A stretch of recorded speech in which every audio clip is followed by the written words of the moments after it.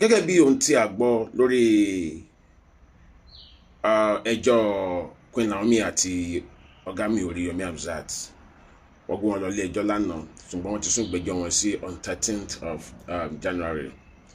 According to ìròyìn tó jáde, wọ́n ní ìjọba ìpínlẹ̀ Ọ̀yọ́ lábẹ́ aláṣẹ gómìnà Rotimi Mákindé ló ní wípé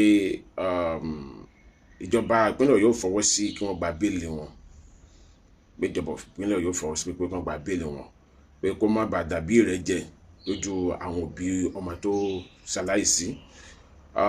Nígbà tí ó wá tún tẹ̀síwájú wípé kí adájọ́ ṣiṣẹ́ tọ̀rọ̀ àwọn méjì bá jọ ẹ̀wọ̀n nínú òfin kó rán wọn, tọ̀rọ̀ àwọn méjì bá dẹ̀ jọ wípé kó tú wọn sílẹ̀ nínú òfin kó tú wọn sílẹ̀.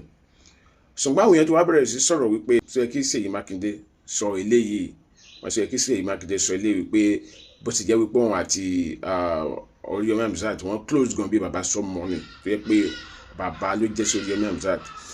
Number one, mi lè blame Governor Ṣèyí Mákindé because àwọn èèyàn náà là fà á.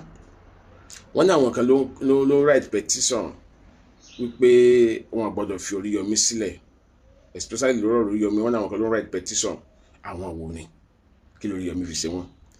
Ẹ̀yin olóòótọ́ orílẹ̀-èdè yìí dáa, kí ló dé tẹ́ fọwọ́ lẹ́rán tẹ́ sọ̀rọ̀? Ẹ̀yin olóòótọ́ orílẹ̀-èdè yìí, táwọn olubi yẹn bá ń gbé ìgbésẹ̀, kí ló tí ẹ̀yin olóòótọ́ orílẹ̀-èdè tẹ́yin náà gbé ìgbésẹ̀? Gbogbo ẹ̀dẹ̀ wá quiet, ẹ̀dẹ̀ wá quiet. Ẹ̀yin nínú mímọ́, ẹ̀yin tẹ́ fẹ́ràn òtítọ́ lórílẹ̀-èdè yìí, ẹ̀yin náà lo connection yín, ẹ̀yin náà dìde sọ̀rọ̀. Tọ́rọ̀ yìí bá kọjá nǹkan tí Nàìjíríà lè handle, ẹ jẹ́ kí àjọ ECOWAS kó bá handle rẹ̀, ẹ jẹ́ kí àjọ àgbáyé kó bá handle rẹ̀, ẹ já sọ̀rọ̀ síta.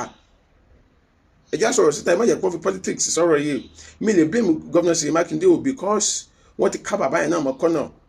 Tó bá gbé ìgbésẹ̀ kankan bó sọ yẹn, kẹta máa sọ lẹ́nu pé torí pé Oríyọmí Hamzat jẹ́ ọmọ ẹ̀ ni.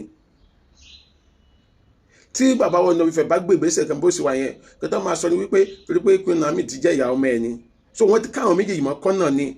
Wọn nǹkan tó gbọ́dọ̀ jáde lẹ́nu wọn náà ló ti jáde yẹn. Àwọn tó write petition yẹn, sẹ́wọ̀n pé àwọn ènìyàn náà máa wò pé àyà máa wò gbésẹ̀ tó ń fẹ́ gbé. Sẹ́mọ̀ nǹkan tó fà á nìyẹn. So ẹ má jẹ́ ká dédé bínú sí Governor Ṣèyí Mákindé, nǹkan tó lè sọ náà nìyẹn, nǹkan tó gbọ́dọ̀ sọ náà nìyẹn. Now ṣùgbọ́n wọ́n fẹ́ bèrè question kan lọ́wọ́ àǹtí Yínká TNT àti àǹtí mi Auto Bola. Ẹ rántí wípé nígbà tọ́rọ̀ ìṣẹ̀lẹ̀ ẹ̀yin méjì lẹ́kọ́ jáde tẹ́ bẹ̀rẹ̀ sí sọ̀rọ̀ tẹ́ni àdáńdán gba dájọ́ tó lẹ́fẹ́ o, Oríyọmí ló ṣe gbá o, Queen Naomi ló ṣàgbó o. Ẹ rántí wípé Oríyọmí ní àwọn ọmọ aláìní ìyá aláìní bàbá tó ń sanwó sùkúù wọn, tó ń fún lóúnjẹ lójoojúmọ́, tó ń raṣọ sí lọ́rùn. Ẹjọ́ tí ẹ bá wá rán Oríyọmí lẹ́wọ̀n, ṣé ẹ lè máa bá wa tọ́jú àwọn ọmọ yẹn lọ? Mo fẹ́ béèrè lọ́wọ́ ẹ̀yin méjèèjì ni o, àtẹ̀yin tó kù tẹ́ ẹ sọ pé dandan gbọ̀n wọ́n gbọ́dọ̀ rán Oríyọmí lẹ́wọ̀n, tẹ́ni dandan gbọ̀n wọ́n gbọ́dọ̀ rán Queen Naomi ní ẹ̀wọ̀n. Àwọn ọmọ aláìní ìyá aláìní bàbá Oríyọmí ń tọ́jú wọn, tí gbogbo á dẹ̀ mọ̀ tá a mọ̀ jọ́pọ̀ àwọn ọmọ yẹn pọ̀, tíjọba dẹ̀ lajú sílẹ̀, tíjọba tí wọ́n rí táwọn ọmọ yẹn rò, tó jẹ́ pé Oríyọmí ló mọ bó ṣe ń tọ́jú àwọn ọmọ yẹn, báwọn ọmọ yẹn ṣe ń jẹun lójoojúmọ́, tẹ́ẹ̀mẹ́ta ojúmọ́ àwọn ọmọ yẹn ń pé, tó ń raṣọ sí wọn lóhun, tó ń sanwó sùkúù wọn, láwọn ọmọ aláìní bàbá tíjọba ò dá sí. Ẹjọ́ ṣé ẹ̀yin máa bá wa tọ́jú wọn lọ? Torí tí ẹ bá rí Oríyọmí lẹ́wọ̀n táwọn ọmọ yẹn padà ń ráre kiri, ẹlẹ́dàá àwọn ọmọ yẹn kò ní dáríjì yín. Lóòótọ́ inú wo dùn sáwọn ọmọ tó ṣaláìsí, inú gbogbo wa ò dùn, ṣùgbọ́n ẹ rántí bí ọ̀rọ̀ yìí ṣe lọ, pé kì í ṣe pé Oríyọmí gbé bí àwọn ló pa àwọn ọmọ yìí, kí lè pé Queen Naomi ló pa àwọn ọmọ yìí. Gbogbo alamọ story bí ìṣẹ̀lẹ̀ yìí ṣe lọ, gbogbo alamọ bí story yìí ṣe lọ. Èmi wàá mọ̀rọ̀ ẹ gbọ́dọ̀ rán lẹ́wọ̀n. Èdè tó ṣẹlẹ̀ láti Àbújá l'Abuja ṣẹgbọ́n nǹkan pa ẹ̀ mọ́. Èdè tó ṣẹlẹ̀ ní Anambra ṣẹgbọ́n nǹkan pa ẹ̀ mọ́. And almost the same thing, even àwọn ọbẹ̀ ẹ̀gẹ́ tẹ̀ tó burú ju tẹ́lẹ̀ lọ. Tẹ́bí táwọn èèyàn wọ́n ti ń pín nǹkan, wọ́n ń pín nǹkan lọ́wọ́ làwọn èèyàn bẹ̀rẹ̀ sí tẹ́ra wọn pa níta Àbújá àti Anambra. Bọ́ ilé wọn ti pín nǹkan kan rárá. Àbújá àti Anambra ilé wọn ráwọn ẹni tó organizers lẹ́wọ̀n.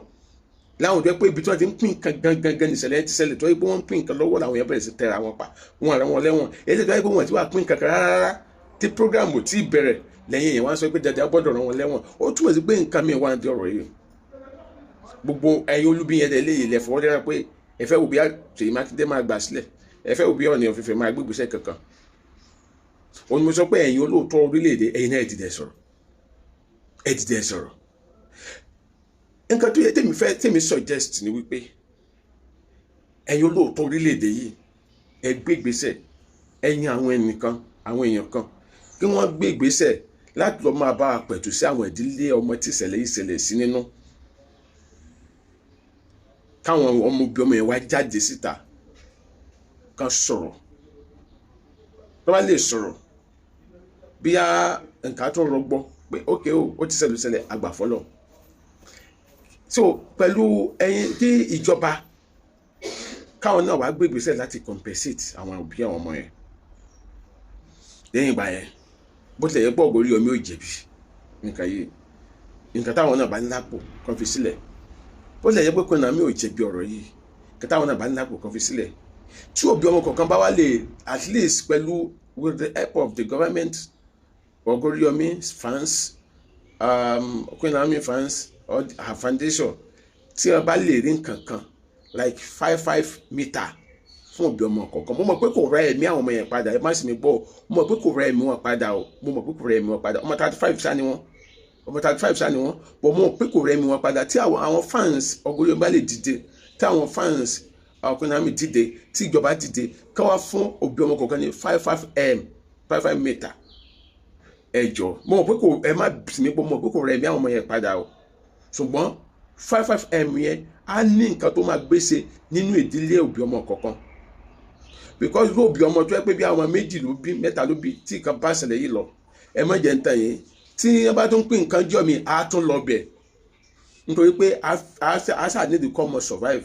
Ṣùgbọ́n tó bá lè rí 5 meter, ó ṣe é ṣe tí lóbi bẹ́ẹ̀ bá padà fi ṣe business, òun gan lè padà díyàn tó máa fún yàn lọ́jọ́ iwájú. Ṣùgbọ́n mo pé ìjọba wa wọ́n fẹ́ yẹ responsibility yẹn kó lọ́rùn wọn, wọ́n fẹ́ yẹ kó lórí wọn. Ẹgbọ́n kẹta bàbá Fálànà sọ náà, ó ní ìjọba ló jẹ̀bi ọ̀rọ̀ yìí. Bọ́s tí òṣì àti iṣẹ́ ò bá sí láwùjọ, àwọn èèyàn nílò máa tò síbi ìrìn àjò ẹ̀kan tò sí. Bọ̀jọ́ wọ́n fẹ́ yẹ responsibility yẹn kó lórí ara wọn, wọ́n fẹ́ tì sórí Queen Naomi àti Oríyọmí pé ẹ̀já rán wọn lẹ́wọ̀n. Mọ́ tẹ́ bá wá rán wọn lẹ́wọ̀n, kò sí compensation kan tó wáyé ṣe fáwọn òbí ọmọ yẹn mọ́. Ọ̀rọ̀ àwádìí méjì fún àfàdápakún, ikún lọ, àdásọ̀nà. Àwọn òbí ọmọ yẹn wọ́n pàdánù àwọn ọmọ wọn, kò ní sí compensation kankan. So èmi mo ro bẹ́ẹ̀ ni o, ṣùgbọ́n ó ṣeé ṣe kí àlàyé mi tàbí èrò mi yìí kó bí àwọn nǹkan nú. Ẹ jọ̀ọ́ ẹ̀yin náà ẹ fi èrò yín hàn lábẹ́ comment section. Kí lẹ̀yin rò pé ó yẹ kó jẹ́ ojúṣe lórí ọ̀rọ̀ yìí báyìí? Kí lẹ̀yin rò?